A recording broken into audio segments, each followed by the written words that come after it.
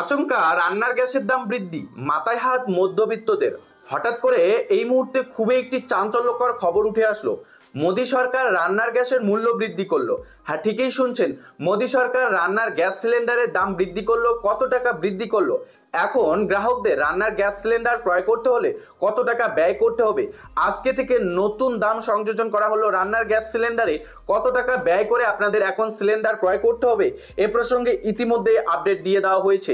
আজকে থেকে গ্যাস সিলিন্ডারের দাম বৃদ্ধি হচ্ছে। শুধু যে রান্নার গ্যাসের দাম বৃদ্ধি করা হয়েছে তেমনটা না বন্ধুরা, পেট্রোল ডিজেলেও লিটারে উৎপাদন শুল্ক বাড়িয়েছে কেন্দ্র। তো কাজেই সমস্ত বিষয় কিন্তু আজকে এই ভিডিওতে ডিটেলসে জানাতে চলেছি। ভিডিওটি সম্পূর্ণ দেখুন, বুঝতে পারবেন রান্নার গ্যাসের দাম কত টাকা বাড়লো, পেট্রোল ডিজেলে কত টাকা শুল্ক বাড়ানো হলো, বিস্তারিত। অবশ্যই ভিডিওটি সম্পূর্ণ দেখুন। চ্যানেলে যারা নতুন এসেছেন দয়া করে চ্যানেলটিকে সাবস্ক্রাইব করে রাখবেন। সরাসরি অন স্ক্রিন সুরহার প্রত্যাশায় ছাই, আচমকা আরো বেড়ে গেল টেনে টুনে সংসার চালানো মধ্যবিত্ত গৃহস্থরের খরচ।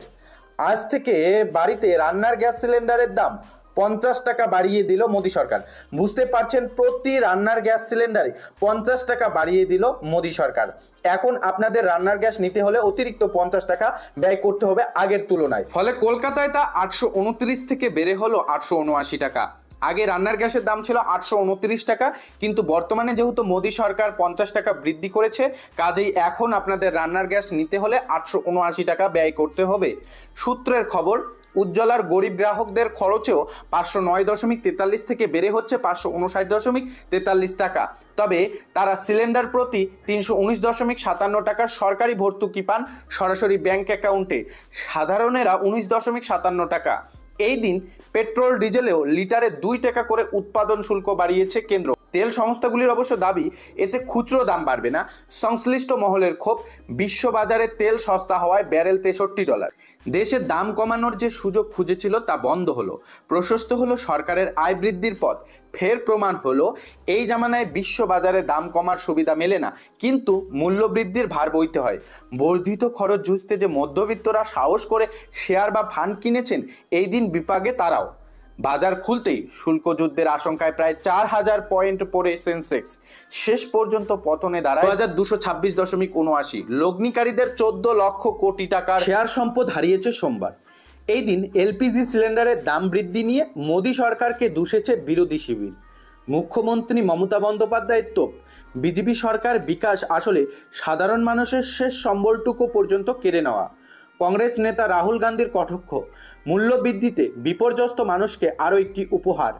2024 মার্চে লোকসভা ভোটের আগে রান্নার গ্যাসের দাম 100 টাকা কমায় কেন্দ্র, 1 বছর বাদে 50 টাকা বাড়ালো। অর্থনীতিবিদ অজিতাভ রায়চৌধুরীর কথায়, সরকার যদি গ্যাসের লোকসানের কথা বলে তাহলে বিশ্বের বাজারে যা পরিস্থিতি তাতে শীঘ্রই তা মেটানো যেত। পেট্রোপণ্যের দামও কমানো যেত, করা হয়নি, ফলে মধ্যবিত্তের সুরাহা হলো না। তিনি জানান, এর থেকে স্পষ্ট সরকার উৎপাদন শুল্ক বাড়ায় তেল সংস্থাগুলি যে অতিরিক্ত বোঝা বইবে, গ্যাসের দাম বাড়িয়ে তাদের সেই ক্ষতি কার্যত কমিয়ে দেওয়া হলো। মার্চেন্ট চেম্বারের অর্থনীতি বিষয়ক কমিটির চেয়ারম্যান এই সিদ্ধান্তের তীব্র বিরোধিতা করেছেন। তার মন্তব্য, এটা জনবিরোধী। মূল্যবৃদ্ধির আবহে 50 টাকা দাম বাড়ানো নেতিবাচক। আশঙ্কা এরপরে পেট্রোল ডিজেলের দামও না বাড়ানো হয়। ডোনাল্ড ট্রাম্পের শুল্ক যুদ্ধের সরাসরি প্রভাব কি এবার এসে পড়ল ভারতবাসীর অন্দরমহলে? উঠছে সেই প্রশ্ন। এই দিন দুপুরে প্রথম জানা যায় পেট্রোল ডিজেলে উৎপাদন শুল্ক 2 টাকা করে বাড়ানো হচ্ছে। পেট্রোলে তা হচ্ছে লিটারে 13 টাকা আর ডিজেলে 10 টাকা। সেই ধাক্কা সামলানোর আগে তেলমন্ত্রী হরদীপ সিং পুরী ঘোষণা করেন, মঙ্গলবার থেকে রান্নার গ্যাসের দাম বাড়ছে 50 টাকা। তিনি জানান, বিশ্ববাজারে যে দাম সৌদি সিপি ভিত্তিতে তা নির্ধারিত হয় দেশে। ফেব্রুয়ারিতে টনে তা বেড়ে হয়েছে $629। 2023 জুলাই ছিল $385। পনে 2 বছরের মধ্যে 63% বেশি দাম বৃদ্ধির মাসুল গুনবে গ্রাহক। মন্ত্রীর আরও দাবি, দাম বৃদ্ধির কারণে গত অর্থবর্ষে তেল সংস্থাগুলির ক্ষতি বেড়ে হয়েছে 41,388 কোটি টাকা। সেই বোঝা কমানোর চেষ্টা চলছে, দাম বাড়ানো ছাড়া অন্য পথ খোলা নেই। 2 সপ্তাহের মধ্যে ফের পরিস্থিতি খতিয়ে দেখে সিদ্ধান্ত হবে। তবে তেলে মানুষের স্বার্থ দেখা হয়েছে বলে দাবি পুরীর। জানান, মধ্যবিত্তের কথা মাথায় রেখে এগুলির উৎপাদন শুল্ক বাড়লেও খুচরো দাম বাড়ানো হচ্ছে না। কংগ্রেসের সভাপতির পাল্টা বক্তব্য, বিশ্ববাজারে অশোধিত তেলের ব্যারেল $62-63 আশেপাশে ঘুরছে, অথচ সব জ্বালানির দাম বাড়ল দেশে। এই ঘটনা কাটাখাই নুনের ছিটের মতো। পুরীর দাবি, ভারত মোটামুটি 45 দিনের মজুদ হাতে রাখে। এখন যে মজুদ রয়েছে তার গড় দাম $75 আশপাশে।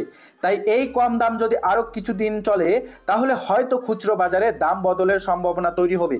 কিন্তু বিশ্বের বাজারের সঙ্গে তাল রেখে দেশে দাম কমানো কতবার হয়েছে এই জামানায়, প্রশ্ন তুলে রাজ্যের অর্থ দপ্তরের স্বাধীন দায়িত্বপ্রাপ্ত প্রতিমন্ত্রী চন্দ্রিমা ভট্টাচার্য বলেন, ভোট এলে দাম কমাবে আর মিটলে বাড়বে। গ্যাসের দাম তো আবার হাজারের পথে। পেট্রোল ডিজেলের দাম শেষ পাল্টায় 2022 সালের মে মাসে। পুরীর দাবি আপাতত দাম বদলাবে না। তথ্য বলছে 2014-এ ক্ষমতায় আসার পর বিশ্ব বাজারে যখনই অশোধিত তেলের দাম কমেছে তখনই রাজস্ব বাড়াতে শুল্ক বাড়িয়েছে কেন্দ্র। 2014-এর নভেম্বর থেকে 2016-এর জানুয়ারির মধ্যে 9 বার শুল্ক বদলেছে। এর ফলে এক বছরে এই খাতে রাজস্ব প্রায় 120% বেড়ে হয় 2.42 লক্ষ কোটি টাকা।